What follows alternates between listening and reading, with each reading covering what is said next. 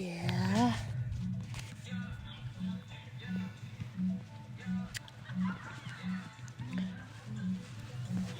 Чуу.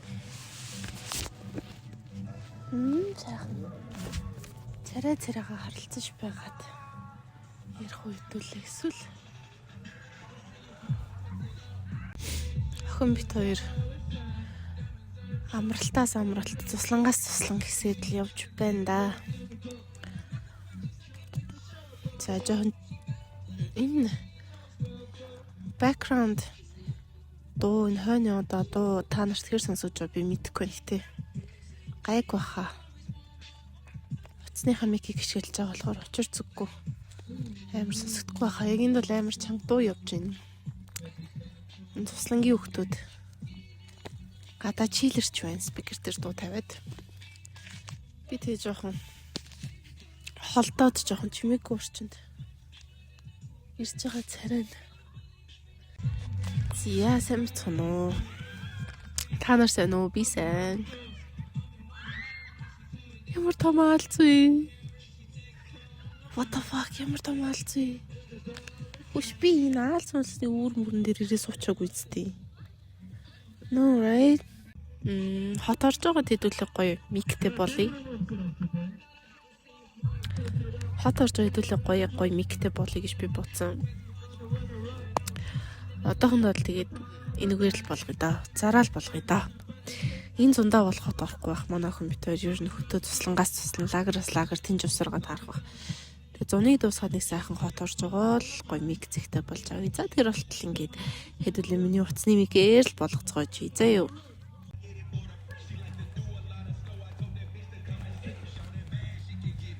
Зя. Оо, ингүүл болчих жоохон зайтай тий. За би энд суучих ингүүл арай зайтай минь. Тэгэхгүй бас арай камер дээр тулчаад ивгүй минь. Энэ удаагийн хамшлан дээр би юуны талаар ярихаар чийдсэн бэ гэхлээр fear буюу айдас гэдэг сэдвээр юм ярих гэж бодсон юм аа. За энэ сэдв яаж гарч ирсэн бэ гэхлээр охиноо унтж байхаагаар би зүгээр л randomly энэ сэдвийн талаар зурж байгаа юм бичмээр санагдаад энэ journal дээр ингээд бичсэн өөрийнхөө үзэл бодлыг өөрийнхөө ингээд энэ journal дээр ингээд бичсэн 2-3 утсан бичсэн. Тэгээд яг бичсэн маань хамтдаа хуваалцъя. Тэгээд үл миний бичсэн юмыг бас хамтдаа ярилццгаая. Хамтдаа сонсцгоё, хамтдаа ярилццгаая. За эхлээд хэдүүлээ миний дэвтэр дээр бичсэн юмны талаар ярихынхаа өмнө айдас гэдэг сэдвийн талаар өөртөө жоохон ярилцъя. Айдас гэж юу вэ? Айдас юу юм бэ? Хэнд хэрэгтэй юм бэ те? За миний ойлгож байгаагаар бол айдас гэдэг бол одоо бидний хүн төрөлхтний defense mechanism юм байгаа юм. Defense mechanism гэдэг нь өөрийгөө хамгаалах систем гэсэн үг. Тэгэхээр хүмүүс бид нар энэ амьдралд амьд үлд явахын тулд амьд үлдэхин тулд өөрийгөө хамгаалах систем бол айдас. За одоо эртээр үеэс юу гэдэг аратан амтан ямар нэгэн амнаас эрсдэлд орсон үед бид нар айдсын ачаар амьд гардаг байсан байгаа байхгүй юу? Ямар нэгэн одоо баавгай арслан чонд юм тулгарх үед ингээд бид нар стрессинг гормон ялгарч эхэлдэг. Одоо кортизол, адреналин гэдэг стрессинг гормон биш тий. Тим гормонд ялгарч эхэлдэг. За тийм гормонд ялгарч эхлэхээр яах вэ гэхээр бид нар fight or flight модонд ордог. Нэг бол тулалд эсвэл зүхт гэдэг тийм мод руугаа шилжиж ордог нь шүү дээ бидний бие. Одоо юу гэдэг ингээд төрхөн хугацаанд ингээд ийм burst of energy тий төрхөн хугацаанд ингээд маш их хэмжээний энерги ялгаруулдаг ч юм уу тий. Тэгээд одоо юу гэдэг хүүхэн хараад томрох тий. Түүхэн хараад томрох нь одоо тухайн аюулыг илүү сайн харах тийм боломжийг бидэрт өгж байгаа. За тэгээд зүрх хурдан цохлох тий зүрх их хэмжээний цус ингээд булчин руу шахаж эхлэх тэр нь ингээд хурдан зүхтах эсвэл тэр амтантайгаад эсвэл тэр аюултайгаа ингээд тулалдахад ингээд бидний биеийг бэлдэх гэдэг ч юм уу. Энэ мэтчлэн ер нь ингээд бид нар ер нь амьд үлдэхэд хэрэгтэй байсан defense mechanism баахгүй айдас гэдэг нь. Одоо цагт юу вэ гэхэлэр одоо цагт бид нар нэг тийм өдөр болгон тий алхам тутамдаа нэг юм амнаас эрсдэлтэй зүйлтэй таарад байха болсон шүү дээ тий. Годмон живжил ингээл арслан байгаа ч гараад ирэхгүй нь ойлгомжтой шүү дээ. Тэгэхээр бид нар агиох юм mental fearтэй болсон юм шиг надад санагдаад байгаа. Ийм сэтгэл зүйн айдас айгүй ихтэй болсон. Тэр нь одоо юу вэ гэхэлэр одоо юу гэдэг нь бусдад шүүмжлэгдэхээс айх, тий, алдхаас айх, унахаас айх, фейлдэхээс айх. За тэгээ олон хүний өмнө гарахаас айх гэдэг ч юм, олон хүний өмнө лекс тавихаас айх гэх мэтчлэн ингээд ийм сэтгэл зүйн айцууд агиох байдаг болцсон. Тэгмээд энэ сэтгэл зүйн айц нь бидрийг агиох хойш нь татдаг юм шиг надад санагддаг байхгүй. Яг өөрийнхөө бүтэн потенциалаар хийхийг хүссэн юм аа ингээд хийж чадахгүй. Хоошоо айгуу татагддаг юм шиг санагддаг энэ айцуудаас болоод. Тэгээд энэ айцыг хэрхэн давах талаар би зүгээр жоохон үзэл бодлоо бичсэн дээ. Тэрийг одоо та нартай хуваалцсан. За хэдүүлээ зүгээр нэг гоё хамт уншаа явчих. За хамт уншаа тэгээд уншсан юм аа гоё ингээд ярилцсан явчих. За энийг болохоор би англиар ингээд бичсэн байгаа. Тийм миний нэг бичлэгэнд ор энэ намайг нэг амар bother хийгээгүй л надаа нэг амар тийм их тэгж амар сэтгэл мэтгэл өвтгөөгүй зүгээр нэг юм жоохон хейтер хүү комент байсан. Тэр нь болохоор ингээд битээ ингээд англи үг хавчуулж яриад байгаа чи ингээд монголоор яриач энэ тэр нэг тиймэрхүү л утгатай гэсэн. Гэтэ би энийг анхудаа сонсож байгаа юм биш л те. Би зөндөө олон хүмүүсээс сонсчихсон. Тэг би заавал тайлбар хийх албатай биш л те. Гэтэ зүгээр тайлбарлах юм бол би яг иймэрхүү сэдвүүдийн талаар одоо миний уншиж судалдаг яг их сурвалж маань болохоор source маань болохоор угаасаа англи хэл дээр байдаг юм аа. Англи хэл дээр номнууд, англи хэл дээр подкастууд, англи хэл дээр ингээд юмнууд үздэг учраас яг тэр үдсэн хэлээрээ ингээд миний тэрхэнд орчдөг байхгүй. Яг хөө би тэгээд дандаа хониос нь орчуулж ярьдаг. Хэрэв та нар миний өмнө хийсэн 3 бичлэгийг ингээд үзэх юм бол тийм би англи үг хавчуулж ярьдаг. Ягаад гэвэл миний тэрхэнд угаасаа хадгалагдсан байгаа нь яг сонсон үдсэн ямаараа тэр чигтээ хадгалагдсан байгаа учраас тэгж ярьдаг. Гэхдээ би ярьсныхаа араас дандаа ярьсан юм монголоор нь орчуулж явдаг. Тэгэхээр толгойн дотроо ингэж бодож орчуулж агаад монголоор ярихын оронд шууд ярьчаа тэргээ хойноос нь монгол орчуулж яриад байна гэсэн үг. Нэг гэсэндээ ингээд зүгээр ярингаал орчуулад яваад байна гэсэн үг байхгүй юу? Тийм. Тэгээ таалагдахгүй бол заавал үзэхгүй ш болно. За энийг болохоор бас би англиар бичсэн байгаа. За тэгээ хэдүүлээ хамт уншаа тэгээд монгол орчуулав юу. За first of all, one must know what exactly is it that they're fearing. За хамгийн түрүүнд хүн тэгээ яг юунаас айгаад байгаа вэ гэдгийг тодорхойлох хэрэгтэй. Яг юунаас айгаад байгаа юм. Тэгээ яг айцаа яг хаанаас гаралтай гэдгийг нь хамгийн түрүүнд бид нар тодорхойлох хэрэгтэй гэж хэлсэн байна. За let's use snowboarding as an example. За snowboard гэдэг юу вэ? За би жоохон хорхоо шивнээс айдаг юм аа гэтээ гайгүй дээ. Би ч одоо тэг өөрөө ойд нь орж ир суучаад гэрт нь орж ир суучаад бас алаа дахин чашийн хөрх юм явжлаа.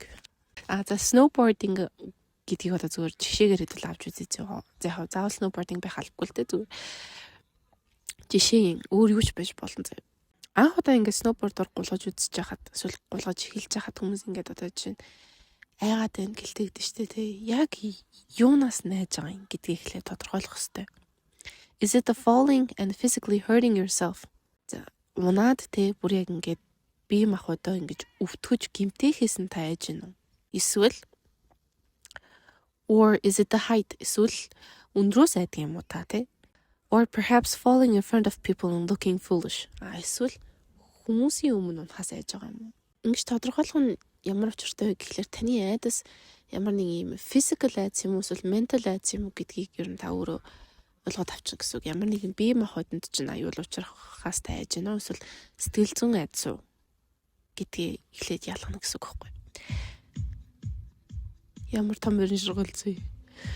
За одоо чинь snowboarding-ийн жишээг одоо ингэ авч үзэхдээ зүгээр унахаас айх чинь нэг өөр төрлийн яцхгүй. Яг өөрийнхөө биед тий бие махбодод ямар нэгэн өвдөлт, ямар нэгэн бэртэл гэмтэл учрах үе гэхээс айж байгаа юм. Нэг унахтай гол нь биш олон хүний нүдэн дээр унж тэнэг харагдахаас айна гэдэг чинь шал ондоо айцхгүй. Тэгээ бусад хүний өмнө ингэж булгаж чадахгүй, тэгээ фейлдж байгаа харуулахаас айх чинь physical fear, тэгээ physical одоо энэ бие өвтгөх айцаас бүр шал ондоо төрлийн айцхгүй. Тэгэхээр энийгээ эхлээд тодорхойлох хэрэгтэй гэж юу н ярьсан байна. Тэгээд if you don't know where it hurts, you can't attend to the wound гэж. If you don't know where it hurts, you can't attend to the wound. Тийм үстэй тий.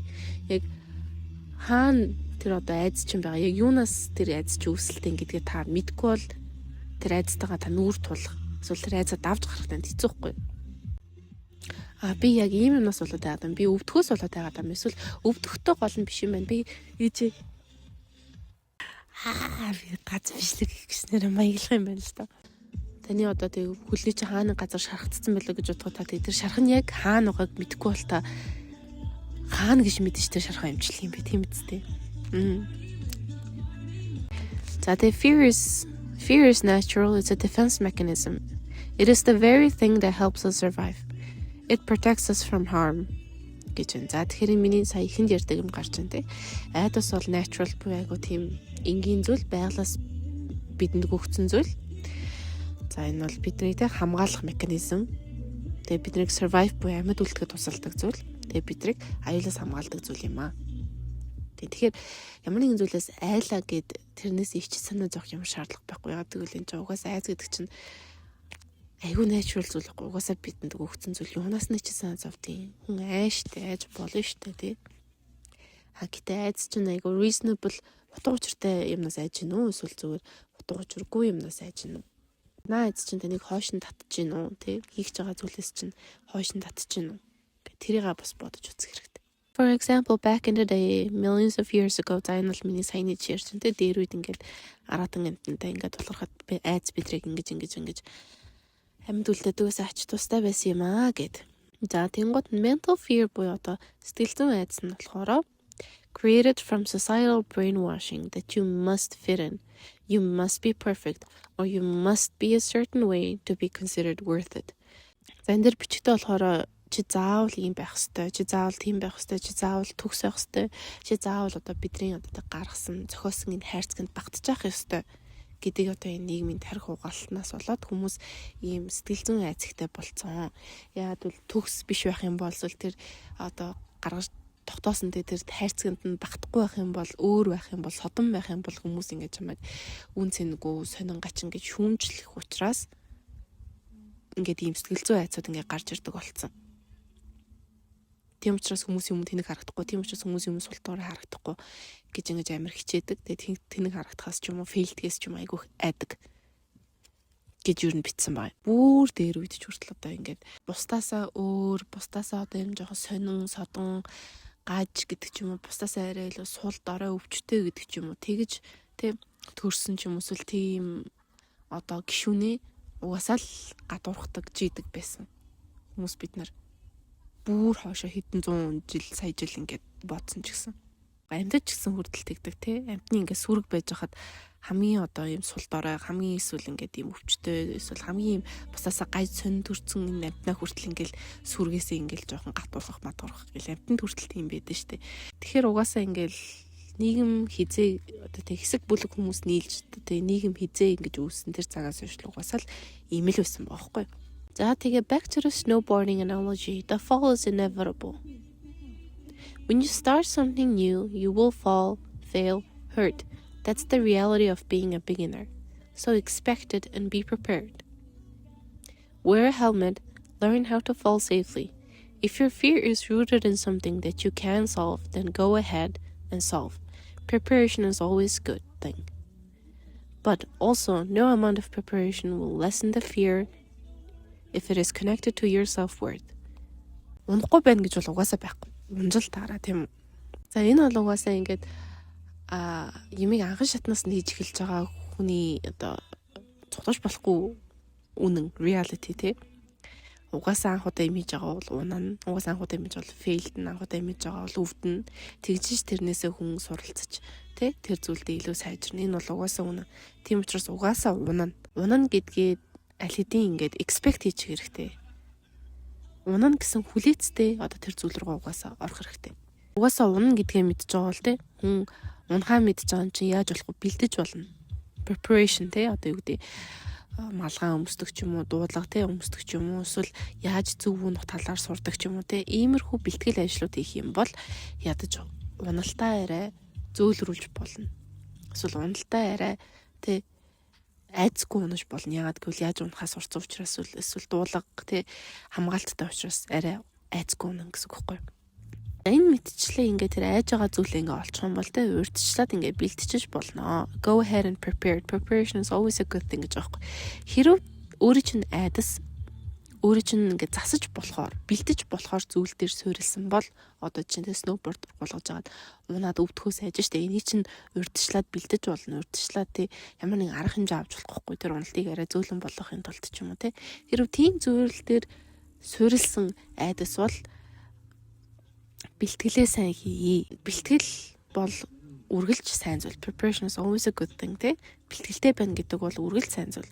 Харин таны айдас чинь одоо ийм бие махбодынтэй унаж өвдөхөөс ингээд ийм айсан айдас биш. Ямар нэгэн сэтгэл зүйн айдас буюу одоо өөртөө итгэх итгэл үнэмшил, өөрөө чинь үнцэн гих мэтчлэн иймэрхүү сэтгэл зүйн айдсан дээр суурилсан айдас бол ямар ч хэмжээний preparation буюу бэлтгэл хийгээд та хизээч яг 100% бэлэн болохгүй. Ложно.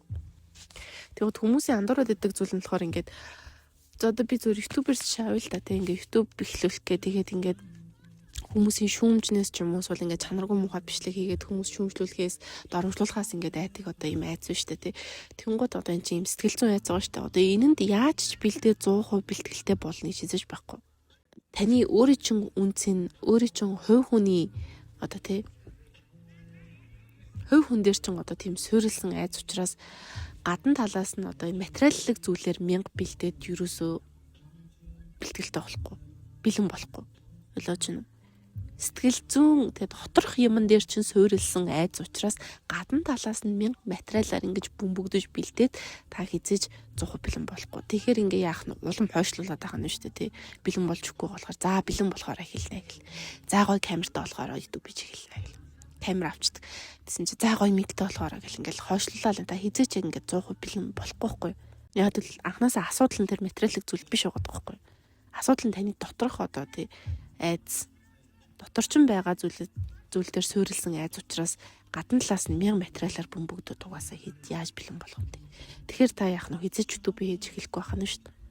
За тэгж юм. But also no amount of preparation will lessen the fear it's connected to self-worth. If it's connected to self-worth. За саяны миний хэлдэг те. За especially fear in creation is so valid. Creation is very intimate and personal. Anything that comes within you is your creation. It has been created from your unique eye, your unique mind, and your unique perspective and observation. It's life expressing itself through you. Гэж байна. За бүтээлээр суурилсан айдсын талаар би яриа явцсан байна л да. Fear in creation. Өөрийнхөө бүтээлийг одоо ингээд бусдад шүүмжлүүлэхээс айх айдс бол ингээд хамгийн миний хувьд бол ингээ хүндэлж болохоор айц байгаа байхгүй. Амар ойлгож хүндэлж болохоор айц. Яагаад гэвэл таны бүтээл гэдэг чинь айгүй тийм нандин зүйл байхгүй. Зөвхөн таны зүйл байхгүй. Энд чинь танаас бүтээл гэдэг нь би заавал одоо ямар нэгэнтэй бүжигшин дуучин байхыг хэлж байгаа юм биш. Anything that comes within you is your creation. Таны дотроос гарч байгаа зүйл бол таны бүтээл. Тэгээ зүгээр нэг хоёр мөрт шүлэг битсэн бол тэр таны бүтээл, таны дотроос ч гарч байгаа бол таны гүнээс ч ингэж төрж гарч байгаа бол тэр бол таны бүтээл. Заавал амар зураг, заавал амар дуу шүлэг байх албагүй. Тийм үү? Тэгэхээр тэр бүтээлээ ингээд хамгаалахыг хүссэн, тэр бүтээлээ хүмүүс шүүмжлүүлэхгүй гэсэн тэр айдас бол миний бодлоор л хамгийн ойлгож болох, хүндэлж болох айдас байгаад байгаа байхгүй. Яг л тэр чинь маш нандин зүйл байхгүй таны бүтээл гэдэг чинь.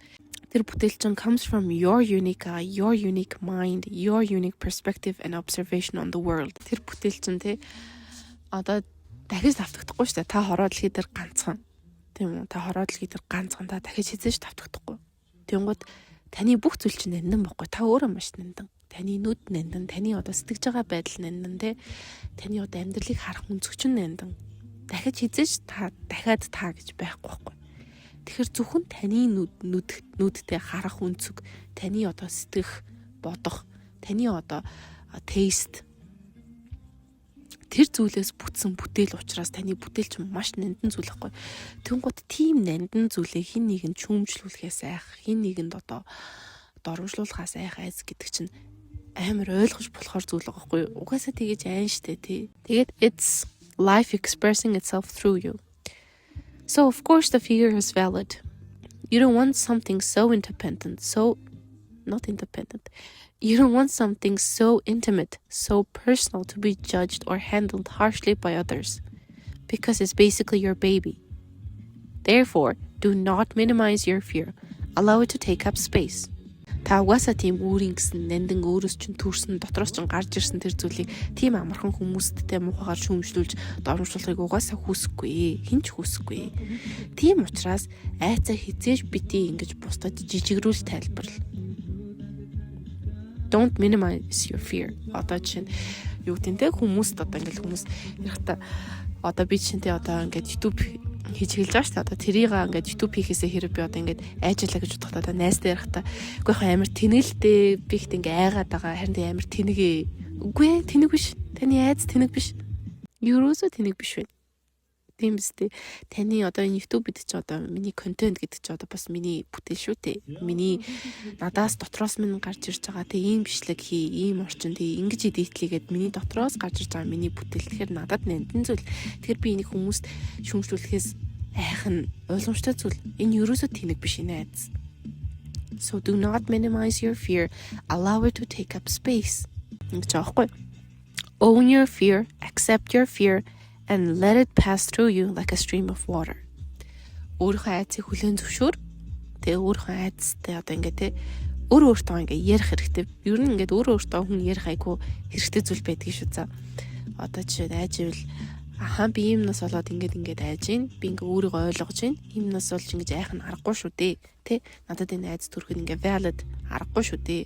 Гэхдээ би энэ айцаа яг л ингээд урсгал шиг над руу ингээд ороод гарахыг ингээд хүлээн зөвшөөрөх хэрэгтэй. Ягаад гэвэл ямар ч биш дээ emotion буюу ямар ч одоо сэтгэл хөдлөл хүний дотор ингээд угаасаа үлдэх зориулттай зүйл биш байхгүй юу? Уур ч уцаар ч айдас ч аз жаргал ч хүний дотор ингээд хадгалах хэвээр зүйл биш. Мэдрэгдээд тэгээд ингээд гараад явах зорилготой ингээд өнгөрөх хэвээр зүйл байхгүй юу? Хүн уурлаад тайвшрах хэвээр, баярлаад тайвшрах хэвээр, айгаад тайвшрах хэвээр, өнгөрөх хэвээр зүйл байхгүй. Тэгэхээр тэрнтэй ингэж зууралдах шаардлага байхгүй. Одоо яг одоо цагтаа гэсэн үг байхгүй. Яг одоо цагтаа тухайн яг энэ минут секундын тэр сэтгэл хөдлөлөө хүн суугаад мэдрээд тэгээд allow it to pass through you.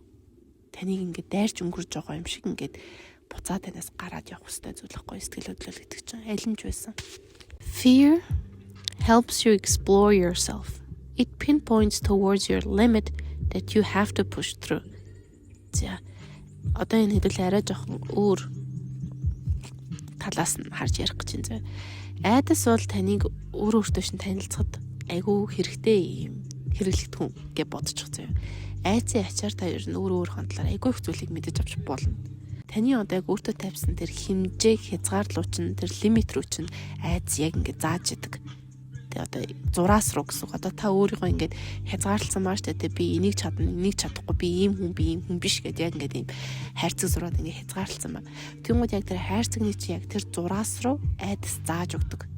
Энэ хүртэл чи өөрийгөө хязгаарлалсан байна гэд. За тэнгүүд мэдээж альва ямар нэгэн зүйлийг хийх гэж байгаа бол сайжрах гэж байгаа бол тэ ямар нэгэн зүйл ерөн зөв хувь хүний тал дээр ингээд өсөж дэвшигч байгаа бол тэр лимитийг та угаасаа түлхэх хэрэгтэй. Тэр лимитийг та угаасаа давж гарах хэрэгтэй. Өөртөө тавьсан тэр хязгааруудаа та сорих хэрэгтэй гэсэн. Тэгвэл тэр хязгааруудыг яаж болох вэ гэхээр айдас зааж өгнө. Айдас чиглүүлж өгнө таныг. За одоо жишээ. Let's say you built a little house on the hill to stay safe and comfortable. За одоо чинь та нэг уулан дээр те нэг юм байшин барьсан байлаа гэж бодъё заяа. Зүгээр ингээд тухтай тэгээд аюулгүй байхын тулд нэг ингээд хөөрхөн дөрвөлжин байшин барьсан байлаа гэж бодъё заяа.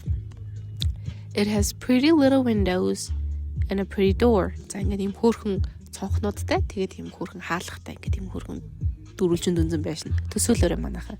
You step outside from time to time and run back in whenever you feel fear. За та одоо ингээд заримдаа те байшингаас гараад ингээд жоохон гадаад ертөнцийг ингээд мэдэрдэг, гадаад ертөнцийг ингээд explore хийдэг. За тэгж жагаад айдас мэдэрсэн үедээ буцаад байшин руу гүгэд орчдөг гэж бодъё зэ. Eventually you stay inside more than you go out. За тэг хэсэг хугацааны дараа та гадаа гарахаас илүү байшин дотор байж эхэлнэ. Яагаад гэвэл тэр байшин дотор илүү тухтай, тэр байшин дотор илүү аюулгүй учраас. And with time, you get rid of your door and only start exploring through the windows. За тэгээд дахиад хэсэг хугацааны дараа та бүр хаалгаа ингээ байхгүй болгочихно. Хаалгаа битүүлчихнэ. Тэгээд зөвхөн цонхоор харж ингэж гадаад ертөнцийг ингэж таньж мэддэг болно. And again with time you get rid of the windows too. За тэгээд дахиад цаг хугацаа яваад эхлэх үе та бүр цонхоож битүүлчихнэ. За тэнгууд юм ингээд цонгочгүй хаалгачгүй ингээ байшинд та ингээ байгаад байна шүү дээ, тий. And soon enough you'll start to forget that outside even exists. За тэгээд бүр хангалттай хугацааны дараа та бүр гадаад ертөнц байдаг гэдгийг хүртэл мартна.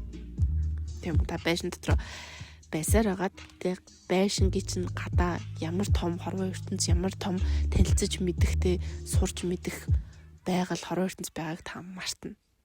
Since it's so comfortable inside, going outside to experience and explore is no longer an option for you.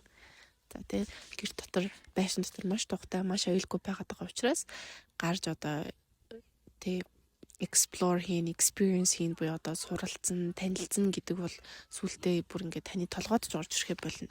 Тийм бодол те толгойд ч орж ирэхэ болно. But you know the thing is, you need those experiences to grow as a person.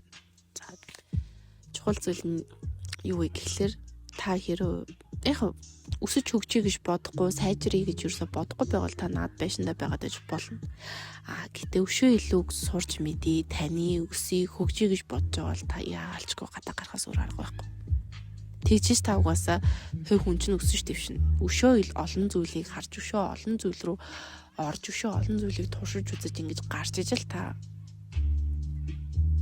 өсөж хөгжин сайжирна.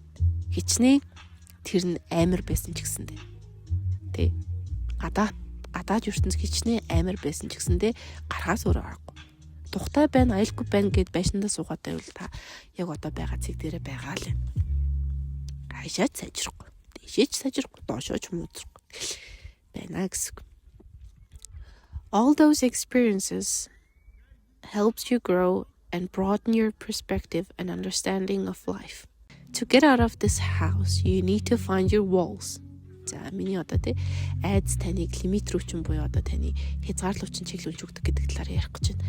Энэ байшингаас хэрвээ та гарахыг хүсч байвал та өөрийгөө нэг мэдсэн чинь энэ байшин дотрыгээ төвчсөн гэдгийг ойлгоод энэ байшингаас одоо гармаар байна гэж байгаа бол та байшингийнхаа хануудыг олох хэрэгтэй. Таны байшингийн ханууд хаана вэ гэдгийг та хэлээд олох хэрэгтэй. Because walls are the very thing that exists between you and the outside world. Because those walls are the very thing that exists between you and the outside world. Яад гэвэл штэ та болон одоо тэр гадаад ертөнц хоёрын хооронд ганц байгаа саад бол тэр байшингийн ханнууд. Тэгэл болоо. Өөр ямар ч саад байхгүй. Тэр ханал гадаад ертөнц тэгээд та хоёрыг тусгаарлаад байгаа зүйл. It is also the only thing that is keeping you inside. To find your walls, you have to pay attention to what's triggering your fear.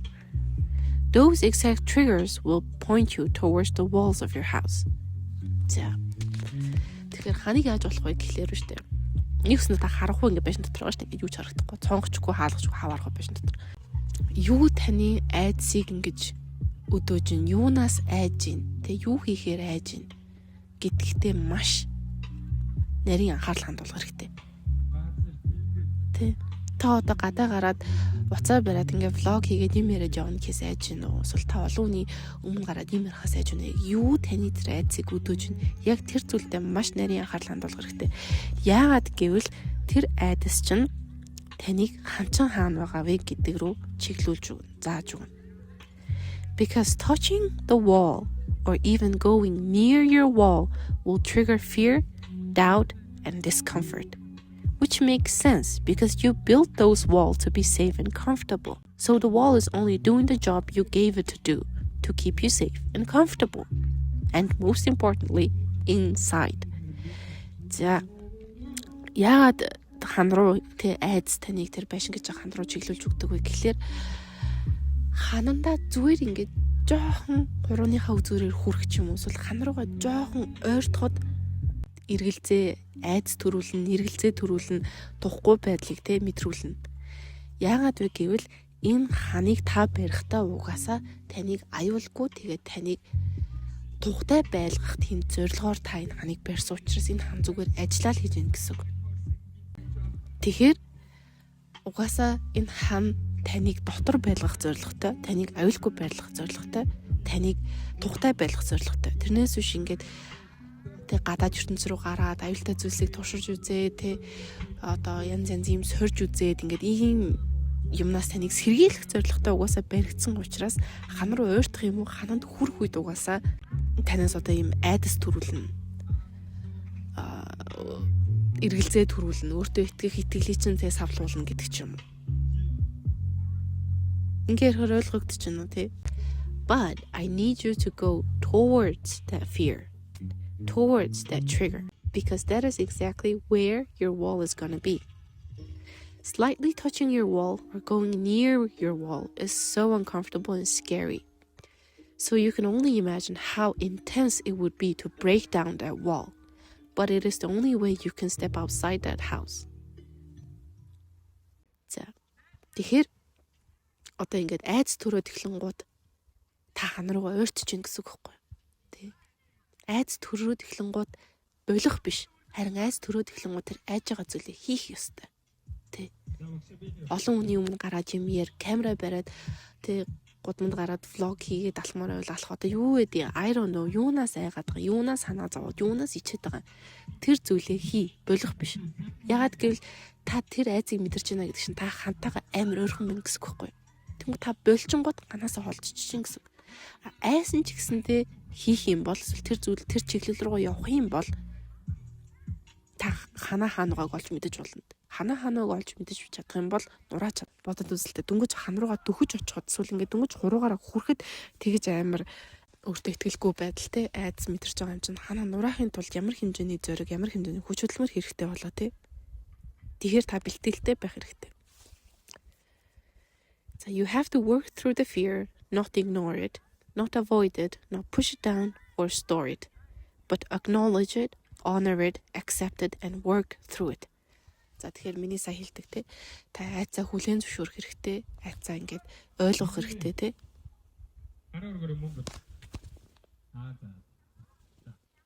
Push through буюу айсан чигээрээ тэр зүйлийг хийнэ гэсэн үг. Push through буюу ингээд хүчээр түлхэнэ гэсэн үг. Одоо ингээд айц таныг ингээд зогсоогоод тахад тэр дундуур түлхээд гарна гэсэн үг. За тэгэхээр айсан чигээрээ хий, do it scared. Айцаа юусоо те үгүйсгэж болохгүй, айцаасаа зүхтааж болохгүй. Айцаа хүлээн зөвшөөрөх хэрэгтэй, айцаа ойлгох хэрэгтэй. Тэгээд айсан чигээрээ хийх хэрэгтэй. Your fear teaches you what parts of you, what belief is keeping you inside the house. So validate your fear and learn from it. It is the greatest teacher one can have. За тэгэхээр айц таны багш гэсэн үг. Яг таны аль хэсэг те таны одоо хувь хүний чи яг аль хэсэг, яг аль итгэл үнэмшил таныг одоо энэ байшин дотор ингэж хязгаарлагдмал ингэж байлгаад байгааг танд өөрт чинь ойлгуулна. Одоо чинь би өөрийгөө царай муутай гэж боддог учраас энэ тайсан дээр гарахгүй байна. Эсвэл би өөрийгөө хангалттай ухаантай гэж боддог учраас энэ тэмцээнд орохгүй байна гэдэг ч юм уу. Яг ингээд таны яг өөрийн чинь аль итгэл үнэмшил, өөрийн чинь аль хэсэг таныг ингэж хязгаарлаад байгааг танд зааж өгнө гэсэн үг байхгүй. Тийм учраас айцтайгаа нөхөрл тэ айцаа хүндэл айц шиг тийм сайхан багш гэж юусаа алга ороод дэлхий дээр. За тэгээд дууссан байна. Миний Twitter дээр бичсэн тэмдэглэл ингээд дууслаа. Энэс хойш бичээгүй байна. За тэгээд иймэрхүү байна. Нөхөд минь хэрэгтэй бичлэг болсон байх гэж найдаж байна. За тэгээд сэтгэл зүйн айцын талаар юу нь бол ярьлаа. Тэ. Бие махбодын тэ ингээд өвдөж гимтэх бэртэх тийм хэрэг айдас бол тэ тэрнээсээ хүн чинь бэлдэж болно шүү дээ. Тэ одоо юу гэдэг хамгаалт хэрэгэлдэг ч юм уу эсвэл ямар тамир ширгэл ямар нэгэн тэ өөр бэртэж гимтэхгүй тулд хүн өөрийгөө хамгаалж болно, бэлдэж болно. Харин сэтгэл зүйн айцыг болохоор гаднах материалистик зүйлээр юусоо бэлдэж болохгүй. Сэтгэл зүйн айцыг дотор байгаа айцыг дотор байгаа юмараа л бэлтэн, гадна байгаа айцыг гадна байгаагаар юмаа л бэлтэн ойлгож байна. Унаад одоо өвдгөө шалбалхаас айж байгаа бол өвдгөндөө өвдөвчцүү материаллык зүйлтэй энэ чинь гаднах айцыг гаднах материаллык зүйлээр одоо ингээд хамгаалж штэ бэлдэж штэ тий. Харин дотор байдаг айц байгаа бол энэ дотор байдаг одоо юмараа л бэлтэн гэсэн үг. prepare хийн гэсэн үг. Тэрнээс биш доторх айцыг ерөөсөө гадна материаллык зүйлээр бэлтэн гэж ерөөсөө хизээж байхгүй. Та хизээж тэг мундаг камер авчаад влог эхлэхгүй. Та хизээж одоо мундаг мик авчаад тэгэх юм бол илүү айхаа болно гэсэн ерөөсөө байхгүй. Ойлгож байна уу? Тэгэхээр тийм байх нэ. Найдас гэдэг зүйл чинь бидэнд бидний талаар өөрсдийн талаар айгүй их зүйлийг зааж өгдөг байх нь, айгүй их зүйлийг ойлгуулж өгдөг байх нь. Тэгэхээр айцаа түлхэх биш, айцаа avoid хийж айцаасаа ингэж зүхтах биш. Эсвэл ямар нэгэн айц мэдрэхээр болох биш. Харин айцаа ойлгоод хүлээн зөвшөөрөөд тийм ээ би айж байна. Тийм ээ энэ зүйл надад амар байна. Яагаад гэвэл би энийг анхудаа хийж үзэж байгаа. Тэгэхээр надад амар байх нь аргагүй шүү дээ. Зүгээрээ би айж болно. Би ч хүн шүү дээ. Хайх нь аргагүй шүү дээ. Гэхдээ айлаа гэд би энийг болно гэсэн үг биш. Айлаа гэд би энийг зогсно гэсэн үг биш. Яагаад бол би өөрийгөө хөгжүүлмээр байна те. Би өөрийнхөө энэ лимит, өөрийнхөө энэ хязгаарыг давмаар байна. Би энэ байшингаас гармаар байна. Би энэ ханыг нураамаар байна. Тийм учраас би айсан ч гэсэнтэй хийн. I'll do it scared. I'll do it anyway. За тэгээд бас дахиад төгсгөлт нь нэвтэр дээр бичээгүй ч гэсэндээ одоо миний сая ярьж байгаад одоо ингээд орж ирсэн нэг зүйл нь юу вэ гэхээр айсан ч гэсэндээ тэр зүйлийг ингээд та хийгээд чадчих юм бол та өөртөөгөө одоо тийм энэ харилцаагаа илүү батадгаж чадах юм шиг санагдаж байна. You can strengthen the relationship you have with yourself. Одоо хүн чинь өөртөө харилцаа байгаа шүү дээ тий. Одоо та бусадтай найзуудтай хүмүүстэй харьцдаг харилцаа шиг та өөртөө ч гэсэн тийм харилцаа байгаа. Өөрийгөө ч гэсэн одоо тий ямар нэгэн байдлаар бодож байгаа. Би өстө ийм, би өстө тийм, би өстө арчаагүй, би өстө хэлсэндээ хүрдэггүй. Би өстө худлаа тий жинд явж чаддаггүй, өстө өглөөс ирж чаддаггүй арчаагүй гэдэг ч юм уу. Эсвэл би цаг сайн барьчдаг штэ. Би ч дайггүй хариуцлагатай штэ гэх мэтчлээ. Тэрийг чинь ингэж айгуу гоё эерэг болгож батгадгаж чадна гэж бодож чинь хэрв айсан ч гэсэндээ та хэрв тухайн зүйлийг хийж чадах юм бол өөртөө итгэх итгэл чинь сайжирна гэсэн үг. Өөртөө итгэх итгэл чинь нэмэгдэнэ гэсэн үг. You're gonna trust yourself more. Яад гэвэл би айсан ч гэсэндээ би энэ зүйлийг хийсэн. Надад ийм их хэмжээний айдас байсан, ийм их хэмжээний эргэлзээ байсан ч гэсэндээ би энэ зүйлийг хийсэн. Би өөрийгөө сорьсон. Гэт ингээд бодоод эхлэхээр та өөртөө итгэх итгэл чинь ихсэж ин гэсэн үг байхгүй. Би чинь тэгвэл айсан ч гэсэндээ юм хийчихэд идэм биш үү? Би ихснээ айсан ч гэсэндээ ийм зүйлийг ийм шалгуурыг даваа гарчдсан биш үү? Буюу одоо өөрийгөө дүгнэх, өөртөө итгэх итгэл чинь нэмэгдэнэ гэсэн үг. Хэрвээ тухайн зүйлээ айгаад хийж чадаагүй ингээд өнгөрчих юм бол би угаасаа хийж чаддаггүй юм айгаад идэв гэж л өөрийгөө бодно гэсэн үг. Би угаасаа чаддаггүй. Би угаасаа муу. Би угаасаа айдаг.